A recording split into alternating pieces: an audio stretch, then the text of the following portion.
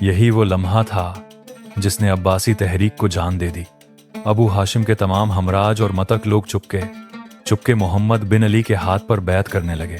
सन 100 हिजरी में हजरत उमर बिन अब्दुल अजीज रहमतुल्लाह अलैह खलीफा बने। उनकी अदल इंसाफ की वजह से बनु उमैया के खिलाफ नफरत कुछ कम जरूर हुई, मगर अब्बासी तहरीक रुकने वाली नहीं थी।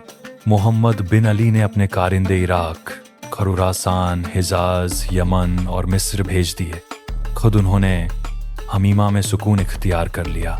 उन्होंने 12 नकीब मुकर्रर किए और इन नकीबों को मुख्तलिफ इलाकों में भेजा गया ताकि अब्बासी दावत फैलती रहे।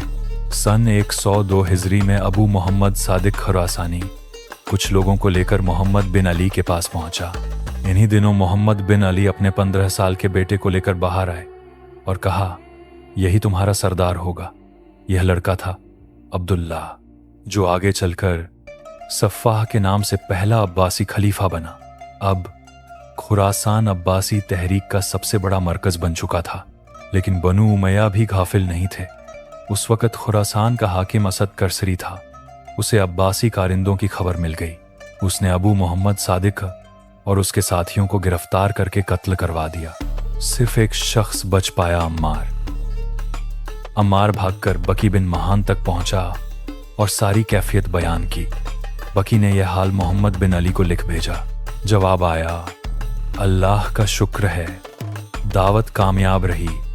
अब कुर्बानी का वक़्त है। 118 हिजरी में बकी बिन महान को फिर खुरासान भेजा गया। उसने एक शख्स अम्मार बिन जैद को सरदार बनाकर भेजा, जिसने अपना नाम खराश रख लिया। लेकिन खराश से एक बड़ी गलती हो गई। उसने बनु अब्बास की मदद को नमाज और रोज़े से भी ज़्यादा अहम करार दे दिया। जब यह बात मोहम्मद बिन अली तक पहुंची तो वह सख्त नाराज हुए, मगर इससे पहले कि वह कोई फैसला करते, असद करसरी ने खराश को गिरफ्तार करके कत्ल कर दिया। अब मोहम्मद बिन अली ने एक नई तरतीब बनाई। हर नकीब को एक लाठी असा दी जाने लगी, जो सरदारी और इख्तियार की निशानी थी। 124 हिजरी में मोहम्मद बिन अली का इंतकाल हो गया। मरते वक्त उन्होंने अपने बेटे इब्राहिम बिन मोहम्मद को अपना जानशीन मुकर्रर किया। तमाम नकीबों को वसीयत की गई, मेरे बाद इब्राहिम ही तुम्हारा इमाम है। और यहीं से कहानी का सबसे खतरनाक किरदार मैदान में उतरता है, अबू मुस्लिम खुरासानी। इब्राहिम इमाम ने बकी बिन महान के जरिए अबू मुस्लिम को खुरासान भेजा। जब नसर बिन सैयार खुरासान पहुंचा तो वहां 2 बड़ी ताकतें मौजूद थीं। एक, अबू मुस्लिम खुरासानी। 2, किरमानी। नसर ने किरमानी को साथ मिलाने की कोशिश की, मगर उसने इनकार कर दिया। जंगों का सिलसिला शुरू हो गया। लगभग हर मुठभेड़ में नसर के सालार शिकस्त खाते रहे। इसी अफरातफरी से अबू मुस्लिम ने फायदा उठाया। उसने एक तरफ नसर से खत लिखे और दूसरी तरफ किरमानी से। दोनों को यह यकीन दिलाया कि वह उन्हीं का हामी है। कबीलाई हमदर्दी, खारिजियों की हिमायत और खुफिया सियासत, अबू मुस्लिम ने सब कुछ अपने हाथ में ले लिया। आखिरकार नसर और किरमानी की मुलाकात तय हुई। किरमानी 200 आदमियों के साथ पहुंचा और मारा गया। उसका बेटा अली बिन किरमानी अबू मुस्लिम के पास आ गया। अबू मुस्लिम ने नसर बिन सैयार को शिकस्त दी, मरू पर कब्जा कर लिया। शबानी खारिज और अली बिन किरमानी दोनों को वक्त आने पर खत्म कर दिया गया।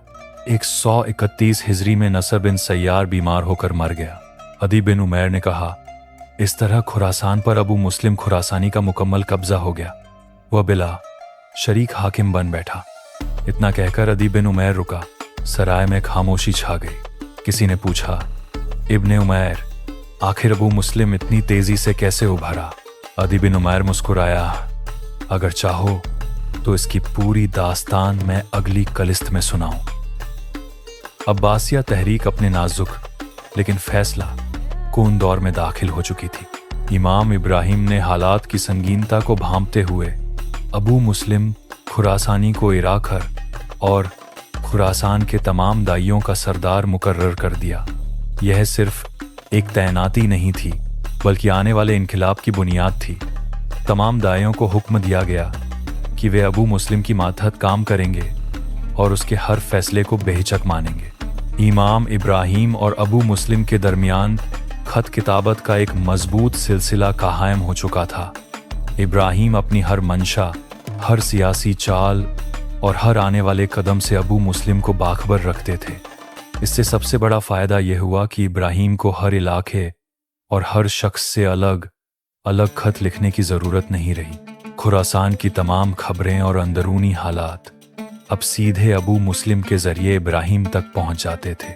इमाम इब्राहिम की वफ़ात के बाद अब्बासिया तहरीक की क़यादत उनके भाई अब्दुल्लाह बिन सफ़ाह के हाथ में आई।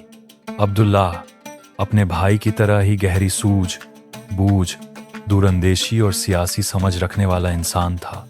इसी दौरान अबू मुस्लिम ने खुरासान में अपनी ताकत को तेज़ी से मजबूत करना शुरू कर दिया। वह जानता था कि यह वक़्त ठहरने का नहीं बल्कि वार करने का है। जब अबू मुस्लिम को खुरासान में मुकम्मल कब्जा हासिल हो गया तो यह बात लगभग तय हो चुकी थी कि बनु उमैया की खलीलाफत अब आखिरी सांसें गिन रही है। अब सबसे अहम सवाल यह था कि आने वाला खलीफा कौन होगा। इसी सिलसिले में एक अहम मजलिस बुलाई गई जिसमें अबुल अब्बास सफ़ाह के बड़े भाई अबू जाफ़र मंसूर भी मौजूद थे। साथ ही हज़रत अली रज़ियल्लाहु अन्हु की औलाद में से भी कई बुजुर्ग शिरकत कर रहे थे। इस मजलिस में अबू जाफ़र मंसूर ने बिला तवक्कुफ़ यह राय पेश की कि खलीफा हज़रत अली की औलाद में से किसी को बनाया जाना चाहिए। मजलिस में मौजूद लोगों ने इस राय को पसंद किया और इत्तेफ़ाक़ से हसन बिन अली, जिन्हें नफ्स एज किया के नाम से जाना जाता था, को खलीफा मुंतखब कर लिया। यह लम्हा बेहद नाजुक था। बनु उमैया की हुकूमत को कमज़ोर करने में सबसे बड़ा किरदार शियाने अली और शिया बनु अब्बास की मुत्तहिद ताकत ने अदा किया था। अगर इस मजलिस में बनु अब्बास और अलवियों के दरमियान इख्तिलाफ पैदा हो जाता तो मक्का से लेकर खुरासान तक फसाद की ऐसी लहर उठती जिसे रोकना नामुमकिन हो जाता। लेकिन अबू जाफ़र मंसूर की दानिशमंदी ने इस खतरे को टाल दिया। शियाने अली पहले से भी ज़्यादा जोश और तन्मयता से अब्बासिया तहरीक में जुट गए और यह तमाम कोशिशें आखिरकार अब्बासियों के हक में साबित हुईं। यहीं अदी बिन उमैर कुछ देर के लिए रुका, फिर सराय के खिदमतगार की ओर देखते हुए बोला कि अबू मुस्लिम खुरासानी का असली नाम इब्राहिम बिन उस्मान बिन बशार था। वह नस्ल से ईरानी था और कहा जाता है कि वह एक बुजुर्ग जमात की औलाद से था। उसकी पैदाइश इस्फहान में हुई थी, लेकिन उसके माँ बाप ने कूफा के करीब एक गांव में सुकूनत इख्तियार कर ली थी। जब अबू मुस्लिम का बाप इंतकाल कर गया उस वक्त उसकी उम्र महज 7 बरस थी। मरते वक्त उसके बाप ने वसीयत की कि ईसा बिन मूसा सिराज उसकी परवरिश और तालीम का जिम्मा संभालें। इसी वसीयत के मुताबिक अबू मुस्लिम ईसा बिन मूसा के पास चला गया और वहीं कूफा में रहने लगा। वह ईसा से दर्जी का काम सीखता रहा, लेकिन उसकी असली तालीम लोगों को समझने और हालात को परखने की थी।